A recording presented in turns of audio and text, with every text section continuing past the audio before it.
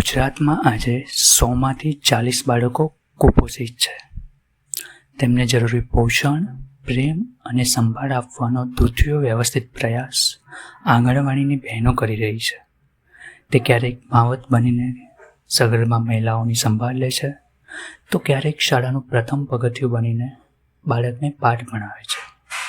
તે પોતાના ઘરથી દૂર રહી હજારો બાળકોના ભવિષ્યને પોષે છે. તે માતાઓ આજે રસ્તા પર છે.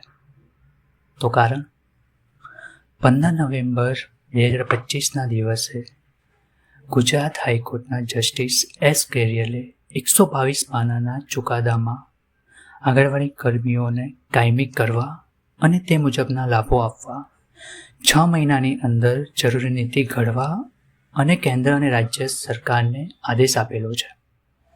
પરંતુ સરકાર તરફથી હજુ સુધી કોઈ પણ પોલિસી જાહેર કરવામાં નથી આવી. આના સિવાય પણ અન્ય માર્ગો સાથે તેઓ ગાંધીનગરમાં આક્રોશ રેલી કાઢી રહ્યા છે.